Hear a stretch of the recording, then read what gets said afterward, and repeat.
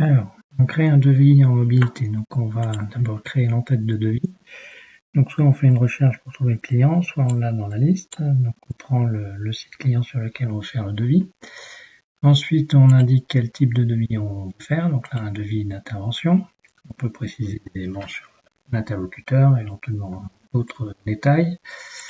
On enregistre. On va maintenant documenter les lignes du devis. Donc là, ce qu'on veut ajouter, c'est un produit ou un article. Donc par exemple, une caméra.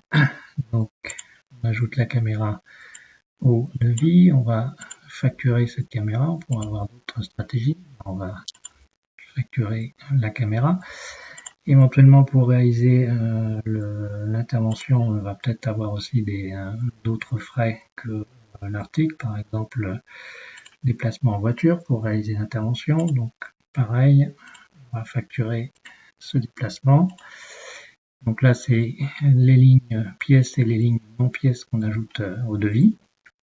Une fois qu'on a ajouté l'ensemble des lignes, donc là, on a l'ensemble de nos lignes. Pour l'instant, on n'a pas les prix. Donc, on va interroger le back-office pour avoir les informations concernant les prix des lignes qu'on a ajoutées au devis. Donc, on a maintenant la tarification à la fois pour les frais et pour le produit qu'on a ajouté sur le devis.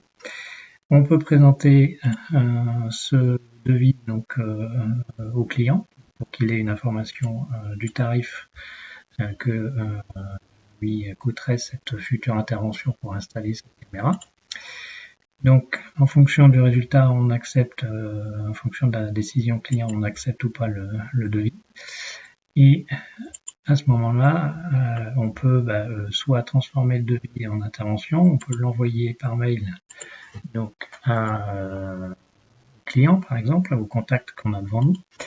On peut faire signer, bien sûr, le contact client qui est devant nous. Voilà, tac. Cette information, donc, ajoutée ensuite en tant que pièce jointe, puis donc à l'intervention.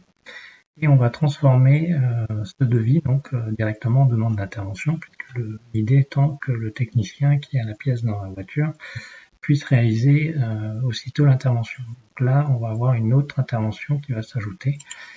On va transformer ce devis en demande d'intervention, en service. Voilà. On n'a plus rien au niveau du devis et donc on va ajouter à la liste des interventions cette nouvelle intervention, donc voilà, qui est ici. Et dans cette intervention, eh bien, en pièce jointe, on a récupéré les informations concernant le devis d'intervention et l'acceptation, la signature du client. Voilà le scénario de base qui permet donc de passer du devis à la demande d'intervention et la réalisation immédiate par le technicien.